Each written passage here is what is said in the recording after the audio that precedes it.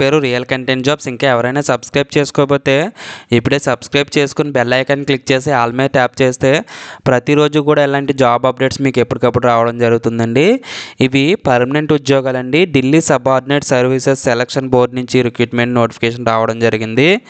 ఇవన్నీ కూడా పర్మనెంట్ ఉద్యోగాలండి. 714 ఉద్యోగాలు అయితే ఉన్నాయి ఇందులో. సో దీనికి సంబంధించి నోటిఫికేషన్ ఒకసారి అఫీషియల్ నోటిఫికేషన్ చూసేద్దామండి. ఇక్కడ మనం చూస్తున్నాం కదా, మల్టీ టాస్కింగ్ స్టాఫ్ అని చెప్పేసి ఇవ్వడం జరిగిందండి. మల్టీ టాస్కింగ్ స్టాఫ్ ఉద్యోగాలు మొత్తం 714 అండి.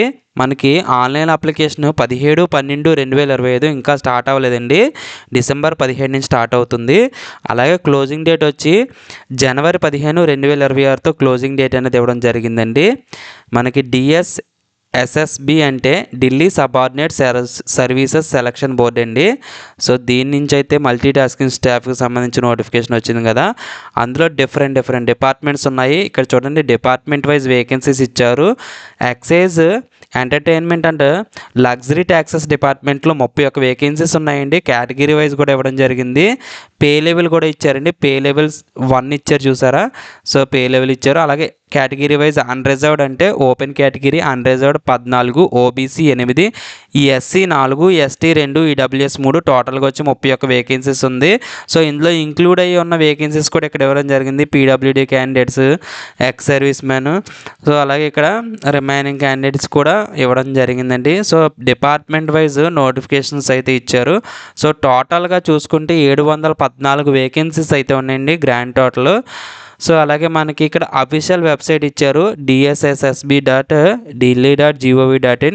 ఈ అఫీషియల్ వెబ్సైట్లో నోటిఫికేషన్, ఆన్లైన్ అప్లికేషన్ లింక్ కూడా పెట్టడం జరుగుతుంది.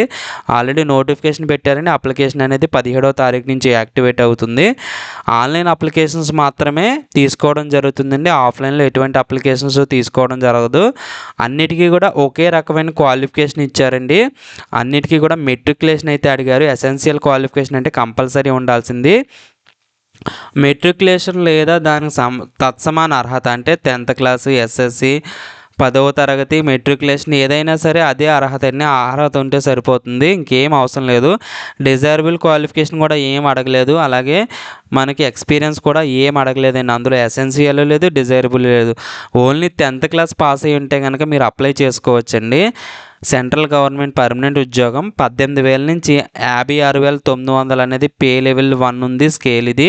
సో ఈ స్కేల్ ప్రకారం మీకు జీతం రావడం జరుగుతుంది. గ్రూప్ సి ఉద్యోగాలండి, నాన్ గెజిటెడ్, నాన్ మినిస్టరల్ పోస్టులు ఇవి. 18 నుంచి 27 సంవత్సరాలు అయితే ఉంటే సరిపోతుంది. మనకి కొంతమందికి ఏజ్ రిలాక్సేషన్ ఇచ్చారు. ఓబీసీ వాళ్ళకి 3 ఇయర్స్, ఎస్సీ ఎస్టీ వాళ్ళకి 5 ఇయర్స్, అలాగే పీడబ్ల్యూడీ క్యాండిడేట్స్కి అందులో మళ్ళీ జనరల్ కేటగిరీ వాళ్ళకి 10 ఇయర్స్, ఓబీసీ వాళ్ళకి 13 ఇయర్స్, ఎస్సీ ఎస్టీ వాళ్ళకి 15 ఇయర్స్, అలా ఏజ్ రిలాక్సేషన్స్ కూడా ఇవ్వడం జరిగిందండి. సో వీటన్నిటికీ కూడా ఒకే రకమైన క్వాలిఫికేషన్ ఇవ్వడం జరిగింది. అలాగే ఒకే రకమైన ఏజ్ కేటగిరీ కూడా ఇవ్వడం జరిగిందండి. ఓపెన్ కేటగిరీ ఎవరైనా ఉంటే వాళ్ళు 27 ఇయర్స్ వరకు మాత్రమే ఎలిజిబిలిటీ ఉంటుందండి. ఇండియన్ సిటిజన్ ఎవరైనా సరే అప్లై చేసుకోవచ్చు. మీ యొక్క ఏజ్, ఎడ్యుకేషన్ క్వాలిఫికేషన్స్, ఎక్స్పీరియన్స్ అన్నీ కూడా బేస్డ్ చేసుకుని మీరైతే అప్లై చేసుకోవచ్చండి. దీనికైతే ఎక్స్పీరియన్స్ అయితే అడగలేదు, ఓన్లీ ఏజ్, ఎడ్యుకేషన్ క్వాలిఫికేషన్ ఉంటే సరిపోతుంది. మీకు ఎక్స్పీరియన్స్ ఉంటే పెట్టచ్చు అది కూడా. అలాగే అఫీషియల్ వెబ్సైట్ ఇచ్చారు కదా, ఈ అఫీషియల్ వెబ్సైట్ ద్వారా మాత్రమే ఆన్లైన్లో అప్లై చేయాలి. 15వ తారీఖు అనేది లాస్ట్ డేట్ ఇవ్వడం జరిగింది. సో ఫీజు అనేది 100 రూపీస్ మాత్రమేనండి. అది కూడా కొంతమందికి అయితే ఆ ఫీజు నుంచి కూడా మినహాయింపు ఇచ్చారు. ఆ ఫీజు నుంచి మినహాయింపు ఎవరికి ఇచ్చారంటే ఉమెన్ క్యాండిడేట్స్ ఫీజు పే చేయక్కర్లేదు, ఆల్ ఉమెన్ క్యాండిడేట్స్. అలాగే SC, ST, PWD and ex service men category ఎవరైతే ఉన్నారో వాళ్ళందరూ కూడా ఫీజు పే చేయాల్సిన పని లేదు, అంటే నో ఫీజు.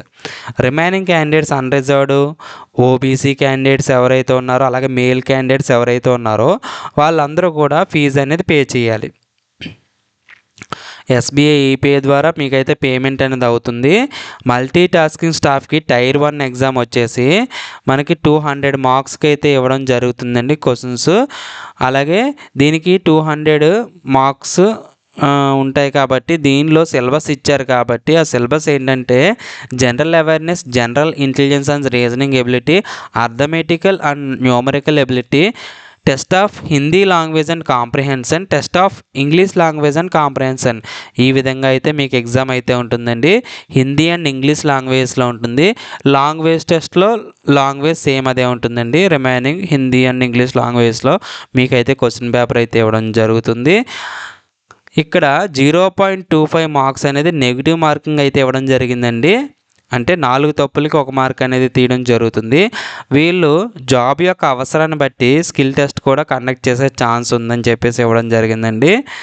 సో ఇక్కడ మనం ఆన్లైన్లో అప్లై చేసుకునేటప్పుడే పోస్ట్ ప్రిఫరెన్స్ ఏ డిపార్ట్మెంట్ అనేది మనం ఆన్లైన్లో సెలెక్ట్ చేసుకోవాలి. మోడ్ ఆఫ్ సెలక్షన్ వచ్చి మనల్ని ఎగ్జామినేషన్ స్కీమ్ ద్వారా మాత్రమే సెలెక్ట్ చేయడం జరుగుతుంది. కంప్యూటర్ బేస్డ్ టెస్ట్ ఉంటుంది కాబట్టి ఈ కంప్యూటర్ బేస్డ్ టెస్ట్లో ఎవరైతే బాగా మంచి మార్క్స్ తీసుకొని వస్తారో వాళ్ళకి మాత్రమే అయితే జాబ్ అయితే ఇవ్వడం జరుగుతుంది.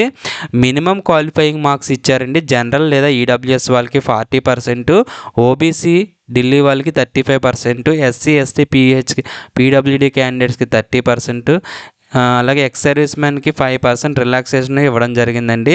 ఇవి మినిమం క్వాలిఫైయింగ్, మ్యాక్సిమం ఎంతైనా కూడా రావచ్చండి. సో ఈ నోటిఫికేషన్లో మనకి ఏజ్ రిలాక్సేషన్ ఇచ్చారు కదా, సో ఇక్కడ చూసేద్దాం. ఎస్సీ ఎస్టీ వాళ్ళకి 5 years, ఓబీసీ వాళ్ళకి 3 years, పీడబ్ల్యూడీ క్యాండిడేట్స్కి 10 to 15 years కూడా ఇవ్వడం జరిగిందండి.